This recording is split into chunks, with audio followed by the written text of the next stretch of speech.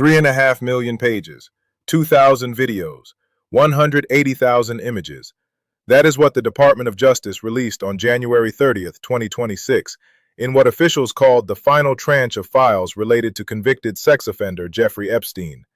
And within hours of that release, President Trump was aboard Air Force One, threatening lawsuits, claiming vindication, and lashing out at critics in a display that revealed far more about the administration's anxiety than any document in those files ever could. The man who campaigned on releasing the Epstein files is now spending his political capital trying to explain why so many of those files mention his name. To understand how we arrived at this moment, you need to trace the arc of a promise that twisted into a political liability. During the 2024 campaign, Donald Trump positioned himself as the man who would expose what he called a corrupt cabal of sleazy elites hiding the truth from Americans. The Epstein files became a central piece of that narrative. Release everything. Let the public see who traveled to the island, who attended the parties, who knew what and when. The promise resonated with a base already primed to believe that powerful people were covering up unspeakable crimes. Then Trump won, and something changed. Throughout most of 2025, the administration that promised transparency instead delivered obstruction. When members of his own party began pushing for the release of the files, Trump lashed out. He downplayed their significance. He called them boring. He suggested the whole thing was a distraction from more important issues. The man who promised to drain the swamp was suddenly very interested in keeping certain waters murky. Congress noticed.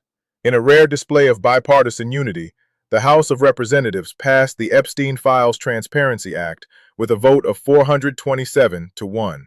The Senate approved it unanimously. On November 19, 2025, Trump had no choice but to sign a bill that his own party had crafted specifically to force his hand. The law gave the Department of Justice 30 days to release all files in its possession. The deadline was December 19th. What the DOJ produced that day was an insult dressed in redaction marks. More than 500 pages were entirely blacked out. A 255-page series of consecutive documents appeared with not a single visible word. A 119-page grand jury transcript was rendered completely unreadable. The bipartisan architects of the Transparency Act were furious. Representative Ro Khanna, the California Democrat who co-sponsored the legislation, called it one of the largest scandals in the country's history and demanded accountability. Republican Thomas Massie, his partner in writing the bill, expressed similar outrage. The public noticed the gap between promise and delivery. Polling conducted by Quinnipiac University in July 2025 found that only 17% of voters approved of how the administration was handling the Epstein files. 63% disapproved. Even Republicans were split, with 40% approving and 36% disapproving. For a president who maintains near universal support within his party on most issues, those numbers represented a striking vulnerability. By December, a Reuters poll found approval had risen slightly to 23%. Still, 2/3 of Americans believed the government was deliberately withholding information. 70% believed officials were hiding details about people who participated in Epstein's trafficking of teenage girls. The conspiracy theories Trump had once amplified were now being directed at his own administration. Then came the January 30th release. Over 3 million additional pages flooded onto a public website. Videos emerged, images emerged, and names emerged. Lots of names. Trump's name appeared thousands of times across the documents. Some mentions came from Epstein's personal correspondence. Many others appeared in news articles that had been collected as part of the investigation. The distinction mattered legally, but not politically. Every mention was another headline, another cable news segment, another social media post questioning what the president knew and when he knew it. Among the newly released materials was a list compiled by FBI officials in August 2025 containing more than a dozen sexual assault allegations related to Trump. Many of these allegations had come through the FBI's public tip line and remained unverified. The documents also included FBI notes about a woman who had accused Trump in a 2016 lawsuit of raping her when she was 13 years old. That lawsuit had been dropped, but the allegations were now part of the official record. There were FBI interview notes with one of Epstein's victims, who stated that Ghislaine Maxwell had once presented her to Trump at a party. There were details from an old deposition by Epstein's former house manager, who testified that Trump would come to dinner at Epstein's Palm Beach residence, but ate in the kitchen rather than at the formal table, and that Maxwell had once been driven to Mar-a-Lago, where she approached a young girl in the lobby. None of this constituted evidence of criminal wrongdoing. The Department of Justice went out of its way to emphasize that point. In its official statement accompanying the release, the DOJ declared that some of the documents contain untrue and sensationalist claims against President Trump that were submitted to the FBI right before the 2020 election. The claims are unfounded and false, the department stated, and if they had a shred of credibility, they certainly would have been weaponized against President Trump already. Deputy Attorney General Todd Blanche held a press conference defending the release. He insisted the department had not sought to protect the president. "We didn't protect or not protect anybody," he said when questioned about whether Trump had received special treatment. More than 500 attorneys had worked through weekends and holidays to review what Blanche described as 2 Eiffel Towers worth of paper. But Blanche also delivered news that landed poorly with those who had pushed for the files. The department would not be prosecuting anyone based on what the documents revealed. "We need to separate those two ideas," he explained. "The fact that there's the Epstein files and whether there's anybody there that we can go after." The message was clear. The investigation was over. For Trump, the release triggered a defensive fury that played out in real time aboard Air Force One as he flew from Washington to Palm Beach on the evening of February 1st. Reporters asked what he thought of the latest documents. His response veered from claims of vindication to threats of litigation. "It looked like this guy, Wolf, who's a writer, was conspiring with Epstein to do harm to me," Trump said, referring to author Michael Wolff, who had written critically about the president and had corresponded with Epstein years earlier. "I didn't see it myself, but I was told by some very important people that not only does it absolve me, it's the opposite of what people were hoping. The radical left expected these files to damage him," Trump claimed. Instead, he insisted, they proved his innocence. Then came the legal threats. Trump announced he would probably sue Wolff for the alleged conspiracy. He might also sue the Epstein estate. "Epstein was conspiring with Wolff to do harm to me politically," he said. "That's not a friend." The irony of that last statement hung in the air. For years, Trump had described Epstein as a terrific guy who liked beautiful women as much as he did. Photographs from the 1990s and early 2000s showed them together at parties. Flight logs and visitor records documented connections spanning years.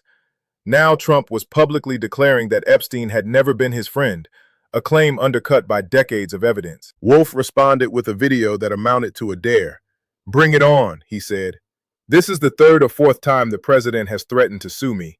The author noted that he had already filed suit against First Lady Melania Trump over separate claims, and that litigation would give him subpoena power to question both Trumps under oath about their relationship with Epstein.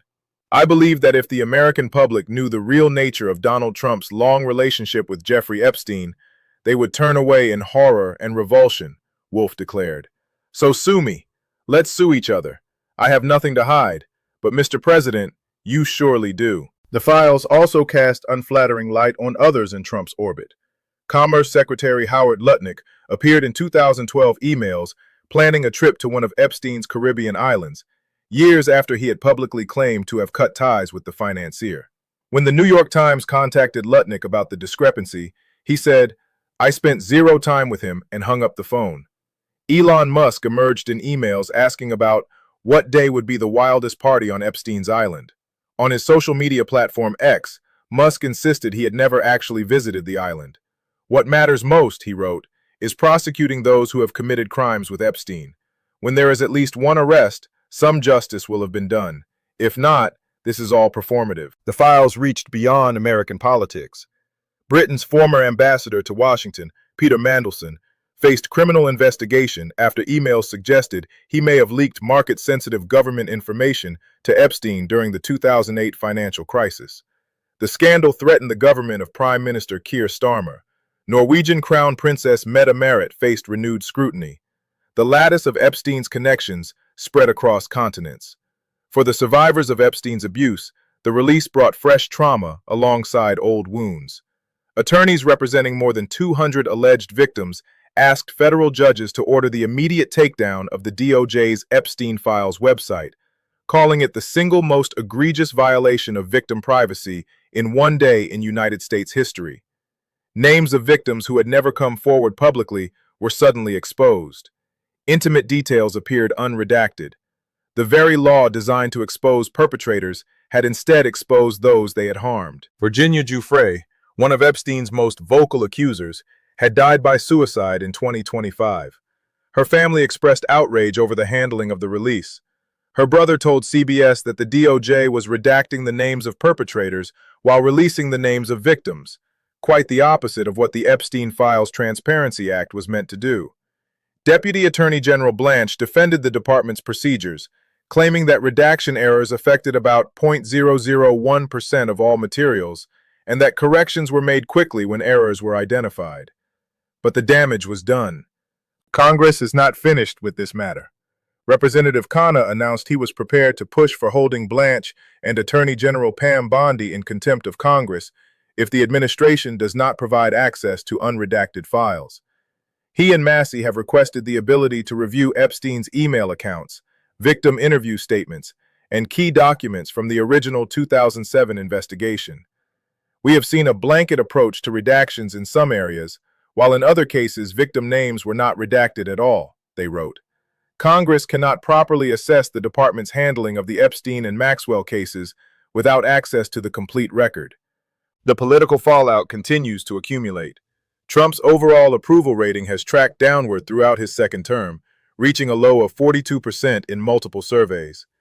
The Epstein controversy is not the sole cause, but it has contributed to erosion within his own base. Among self-identified MAGA Republicans, strong approval dropped from 78% in April to 70% by December.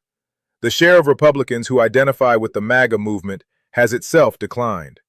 The Epstein Files saga represents something larger than any single document or revelation. It exposes a fundamental contradiction at the heart of Trump's political project. He built his movement on the promise of exposing elite corruption, of tearing down the walls that protected powerful people from accountability. He convinced millions of Americans that he alone could force the truth into the open. Now those same Americans are watching his administration redact documents, close investigations, and threaten lawsuits against anyone who suggests the president might have something to hide. The conspiracy theories that once targeted his enemies are being redirected at him. The distrust he cultivated is blowing back. 2/3 of Americans believe the government is hiding information about Epstein.